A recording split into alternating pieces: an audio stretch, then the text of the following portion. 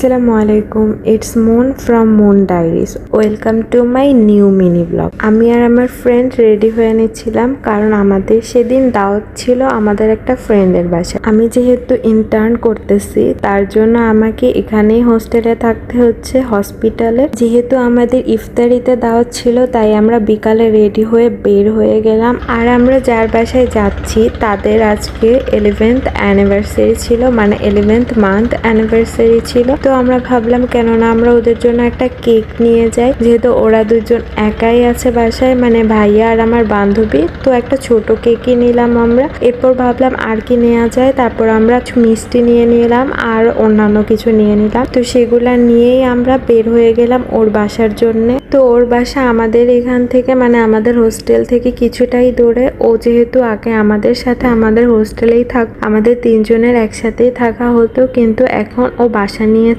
ভাইয়ার সাথে থাকতো। নতুন নতুন যেহেতু সংসার, ওদের কিন্তু খুবই ছোট একটা টোনাটুনির মতো সংসার গড়ে তুলেছে। তো আমরা এখানে অটো নিয়ে নিচ্ছিলাম ওর বাসায় যাওয়ার জন্য। তো ওর বাসায় যেতে যে রাস্তাটা পড়ে সেটা কিন্তু খুবই সুন্দর, আমি তোমাদের সাথে শেয়ার করতেছি। আর আমি আর আমার ফ্রেন্ড এখানে গল্প করতেছিলাম যে আমরা দুইজন তো খুবই হ্যাপি যে এই প্রথম আমরা আমাদের কোনো ফ্রেন্ডের বাসায় যাচ্ছি আর সে আমাদের জন্য রান্না করে রাখতেছে। মানে ব্যাপারটাই অদ্ভুত লাগতেছে। দেখতে দেখতে আমরা কত বড় হয়ে গেলাম যে এক একজনকে সংসার সামলাতে হচ্ছে। আমরা এই তিনজন যখন খুব ভালো ফ্রেন্ড হই তখন কিন্তু আমরা বলতাম যে তোদের বাসায় কিন্তু আমরা দাওয়াত খেতে যাব, দাওয়াত করবি। তো দেখতে দেখতে কিন্তু সেই দিনটাও চলে আসলো। এটা ভেবে আমাদের খুবই ভালো লাগতেছিল। তারপর ওর বাসায় যাওয়ার পর ভাইয়া এসে আমাদেরকে রিসিভ করলো। তারপর আমরা উপরে গেলাম। আর উপরে যেহেতু আমরা পুরাই সারপ্রাইজড হয়ে গেলাম যে আমাদের ফ্রেন্ড এই ছোট্ট সংসারে, নতুন সংসারে একা হাতে এত কিছু রান্না করেছে। এরপর আমরা এত গল্প করি যে আমার আর ক্লিপ নেওয়া হয়নি অন্য কিছু।